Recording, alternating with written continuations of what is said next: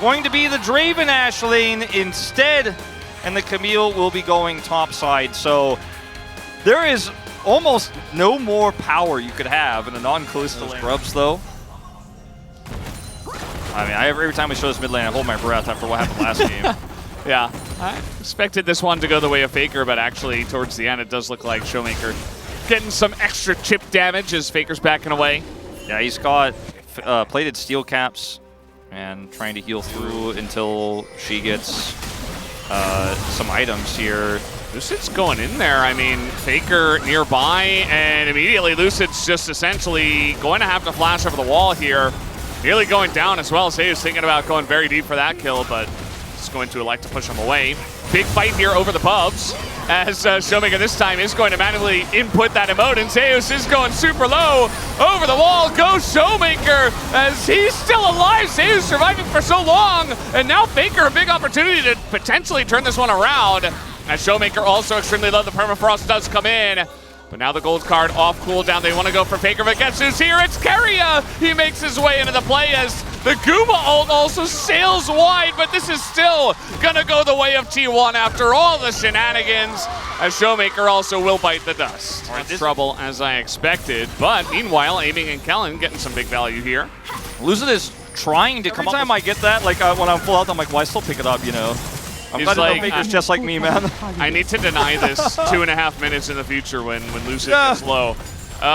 So it is going to be first turret going to T1. So they get that advantage. They also have the Rift Herald here. Yeah. So it should be DK to get the Drake, you would imagine. But with all three people backing, I guess not. Yeah, I don't think they actually Maybe get Lucid this. just solos it? I think that's too risky. It's something we talk about with Italy all the time. He does with a gold card in the top lane, but you can't gank Camille. It's way too grubs they have. They're trying to rush this down. They got the 3. Owner doesn't have his ult. You know, nobody's really... Or sorry, Zeus not going to commit the teleport here to defend Kingan's push. Kingan's not going to hard commit either. So they won't get this turret. Faker gets the bottom. They're trading up. As 305 stacks now for Guma. He lost 267. Or sorry, Well, Showmaker seems to not know, trying to take a 1v1 here against Faker. The arrow goes wide, is now Faker gonna hop in, and the ult comes out from the Tristana to finish it off, but here is Lucid.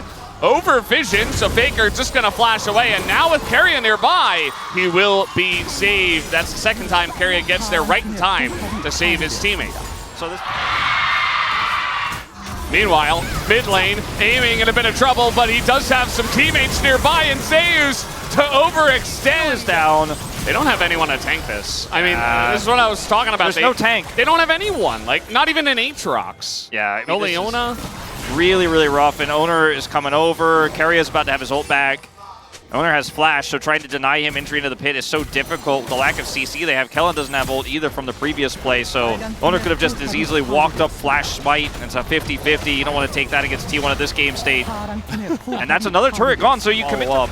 After that, with the Camille down. Faker's closing the distance. Here comes Lucid, and that means they want to go in onto Faker as the spear's going to land, but immediately Lucid will be denied, but Faker in a lot of trouble as the big one hits him, and it will be enough. The bubble will miss, and now we got TP coming in. This is the Camille, as, yeah, Kingan's just dead here. And they're going to try to get this kill over to Guma. That's a... Looking to take this Baron here as DPlus grouping up.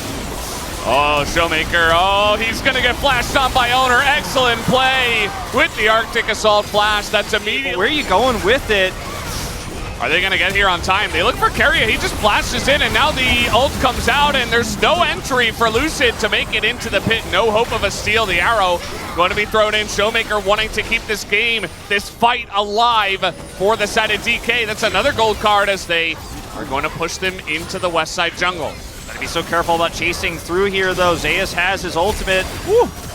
And he might just lock down whoever steps forward. That's a culling, and more poke is coming out. They're trying to get this poke in, but now the engage comes out from T1. They pull the trigger, and Zeus is able to frontline Guma and Keria. They stay alive in the 2v2 as well as Aiming goes down. It is a clean ace for T1 in game 2. Yeah, and likely the last nail in the coffin here at 26 minutes. T1 looking to push and break open this base. And what is arguably T1's cleanest game of the season so far. very, very one-sided affair. A few draft tweaks, a strong early game, great map reads, not shaken by the lane swap. And this is the bounce back T1 fans were waiting for in this series against DPlus. Game 1, definitely